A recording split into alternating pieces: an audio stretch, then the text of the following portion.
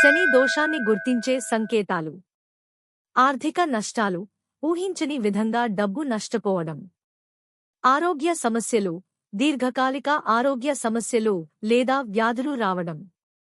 వ్యక్తిగత ఇబ్బందులు, కుటుంబ సభ్యులు లేదా స్నేహితులతో గొడవలు, ఒత్తిడి వంటివి ఎదురవడం. జీవితంలో జాప్యాలు లేదా సవాళ్లు, పనులు పూర్తి కాకపోవడం లేదా జీవితంలో తరచుగా అడ్డంకులు ఎదురవడం. శని దోషాన్ని ఎలా నిర్ధారించుకోవాలి? జాతక పరిశీలన. జాతకంలో శని స్థానం సరిగా లేకపోతే శని దోషం ఉండవచ్చు. జ్యోతిష్యుడిని సంప్రదించడం. ఖచ్చితమైన నిర్ధారణ కోసం తప్పనిసరిగా ఒక జ్యోతిష్యుడిని సంప్రదించాలి. శని దోష నివారణలకు శనిని పూజించడం, శని మంత్రాలను జపించడం, శని దేవుడికి ఇష్టమైన వస్తువులను సమర్పించడం వంటివి చేయాలి. వీటితో పాటు నీలమణి వంటి రత్నాలను ధరించడం, శనివారాల్లో ప్రత్యేక పూజలు చేయడం. మకర, ధనస్సు, కుంభరాశుల వారు పుష్యమాసంలో ప్రత్యేక పూజలు చేయడం వంటివి కూడా శని దోష నివారణకు సూచించబడ్డాయి. ప్రధాన శని దోష నివారణలు. మంత్ర జపం. ఓం సం శనిచారాయ నమః అనే మంత్రాన్ని ప్రతిరోజూ 108 సార్లు జపించడం వల్ల శని దోష ప్రభావం తగ్గుతుంది. పూజలు. శనివారం రోజున లేదా శని జయంతి నాడు శనిదేవుడిని ప్రత్యేకంగా పూజించాలి. నివారణా వస్తువులు.